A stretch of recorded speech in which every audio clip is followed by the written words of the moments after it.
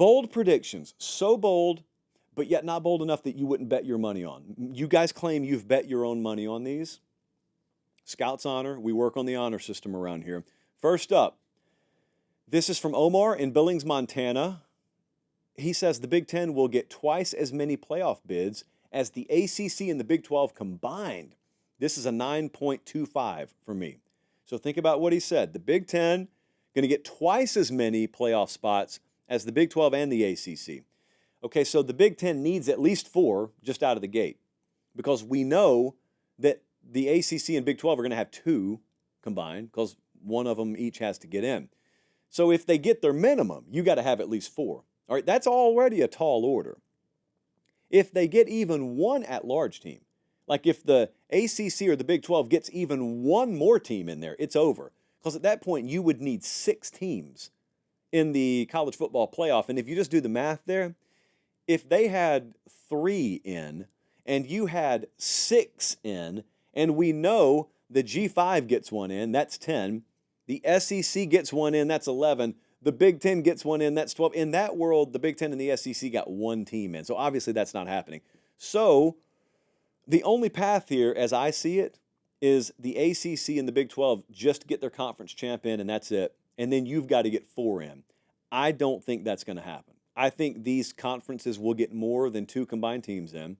I don't know if I've got 4 big – I don't think I got 4 Big Ten teams going regardless. So I'm going to put – you know what? That's bolder, Jesse. I think it's a 9.75. I'm putting a 9.75 on it. 9.75. I upped it by a half a point right here on air. It's the magic of live internet. Next up, Todd in Elfers, Florida. FSU, Clemson, and Miami will combine to lose 10 games or more in the regular season. Well, I don't think they will. So this is a 9.5 on the boldness scale. FSU and Miami's win totals are 9.5. Clemson's is 8.5. So if they hit their unders, if all 3 of them hit their unders, if FSU and Miami are 9-3, it doesn't even have to be worse than that. If they're 9-3, if Clemson's 8-4, well, there you go. You hit your bet. They lost 10 or more games combined. But here's your problem. One of these teams is going to have a really good year. One of them is going to go 11-1. Someone's going to pop an 11-win season on us and forget about it if someone goes undefeated. So they face each other too. So like someone's got to win that Florida State Clemson game. Someone's got to win the FSU Miami game. Maybe the same team wins both of those games.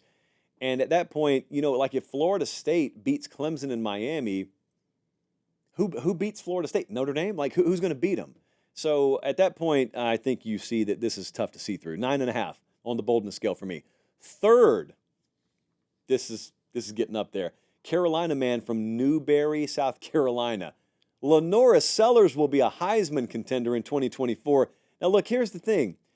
I mean, what do we mean when we say contender? We got to say finalist. We can't be saying contender. Contender is so nebulous. Lenor Sellers was announced as the starting quarterback, by the way, at South Carolina today.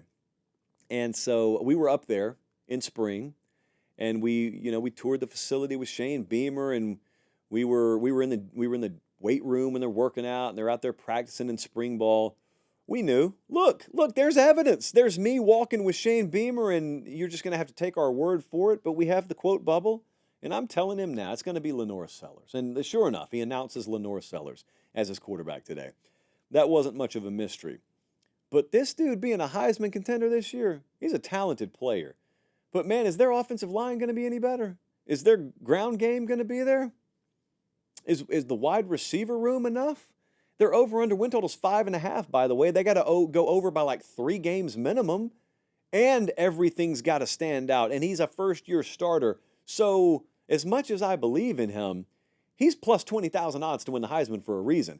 I don't know that Lenor Sellers is in the Heisman conversation this year, so that's a 9.75 on the boldness scale. And I own stock in him, and I'm still putting a 9.75. Lastly, this would just blow the tops off of some of your heads. Drew from Severna Park, Maryland. A 4-loss team finds their way into the playoff. In the words of Nick Saban, is this what we want college football to be? The answer for most of you is no. This is unlikely. It is not totally impossible. So the way I see it is we can already shave out like 90% of teams. Most teams can't even afford to lose 3 games and make the playoff. It's likely nobody can lose 4 and make it, but if we humor ourselves, if it's a chaotic year in college football, so we're looking at that 10 or 11 seed and we're just having to pick out of the scrap heap, if you're an SEC team that had a ridiculously tough schedule, but you're like in the 10 to 20 range in power rating. So you had a tough schedule, but you were probably, good enough to play competitively and lose some close games. So like you're still up there, you're rated and you're ranked high enough. You got 4 losses. Florida, would be one of these teams. Georgia has that kind of schedule, but Georgia's probably not losing 4 games. So really quickly, Bama is a team who would be ranked high enough and have enough tough games where if they lost 4 of them, there's this really outside shot that have some conversation. LSU, I don't think there's any Big Ten team whose schedule is reputable enough to where if they lost 4, there'd still be enough meat on the scheduling bone.